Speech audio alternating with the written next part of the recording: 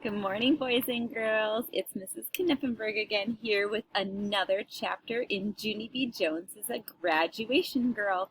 If you remember back to last week, we ended off with Junie B. getting her own cap and gown to take home. And remember, do you remember what color they were?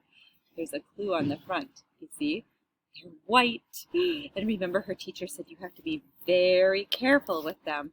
So now we're going to read chapter 5 today, and that's called A Million Bucks. So let's find out what happens. Me and my bestest friend named Grace rode the bus home together. We held our boxes very tight on our laps, and we didn't open them. We are being careful about our graduation gowns, aren't we, Grace? I said. We are being careful not to soil them. Yes, said that Grace, we are. I looked down at my box. I am very proud of us for not opening these things, I said. I am very proud of us, too, said that Grace. We rode and rode. I did a sigh. It's too bad we just can't peek at them a little bit, though, isn't it, Grace? One teensy-weensy peek won't even hurt anything, I bet. That Grace didn't say anything. I tapped on her. Okay. Here's what I'm thinking, Grace. I'm thinking we should do one little peek, and that's all. What do you say, friend? Grace made her voice very loud. No, Junie B., no, we are not allowed to. Can't you follow orders, huh? Do you want to soil these things? I did a huffy breath at her. But peeking will not even soil them, Grace, I said back. Peeking is just looking with your eyes, only faster. Too bad for me, because Grace kept on saying, no, no, no. And so I had to wait and wait for the stubborn girl to get off the bus before I could peek. After she was gone, I looked in my box zippity quick, and what do you know? I didn't even soil anything. I got off the bus and ran to my house. My Grandma Helen Miller was babysitting my brother. She was feeding him in the snack in his high chair. Grandma Miller, I got my cap and gown. It is right here in this box, I said. Would you like me to try it on for you, Grandma? Huh? Would you? Grandma Miller clapped her hands. Of course I would, she said, real thrilled. Try it on right now. Okie dokie, I said. Then I quick put on my cap and gown, and I danced all around. See me, Grandma? See what I look like? I look like a graduation girl, I said. I hopped around Ollie's high chair. My teacher said not to play in this, but hopping is not the same as playing. Just then I heard the front door open, and hooray, Mother was home from work.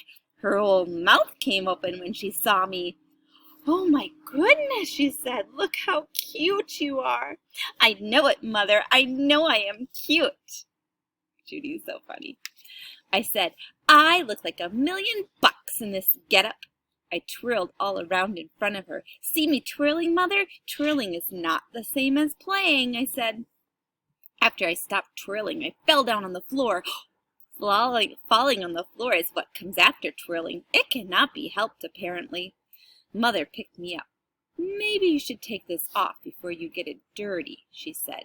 No, Mother, no, I said. I want to keep it on. Please let me, please, please. I quick ran to Ollie's high chair, and I ducked down behind it. Ollie peeked around at me. He had sloppy on his face. I am not a sloppy baby like Ollie, I said. I won't get this dirty, I promise. But Mother shook her head. I'm sorry, Junie B., but it's just not a good idea to play in your gown, she said. After that, Mother and Grandma Miller blocked the high chair, and I couldn't run away. Ugh, I'm surrounded. Mother took my graduation outfit off, and she put it back in the box. Then she put the box way on top of the refrigerator. She means refrigerator. Do you see her putting it on top of the refrigerator so Junie can't get at it? Does your mom or dad ever put anything way high up so you can't get at it too? Let's store it up here for safekeeping, she said. Let's not, I said real growly. Mother made squinty eyes at me. Then she took me by my arm and she marched me to my room, 'cause that woman has no sense of humor, apparently. She shut my door and left. I flopped on my bed very glum. My stuffed animals were glum, too. Everybody thinks I'm a sloppy baby, but I'm not, I said.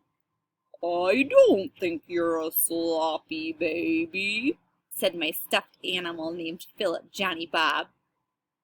I don't think you're a sloppy baby either, said my Raggedy Ann named Ruth. My Raggedy Andy named Larry did a sigh. I wish your mother didn't put that cap and gown box on top of the refrigerator, he said. Me too, said Philip Johnny Bob. I wish you could get it down from there so all of us could see it. After that I thought and thought.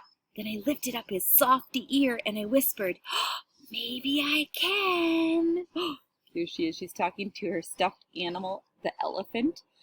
And remember, they're saying that she should go get her cap and gown on top of the refrigerator.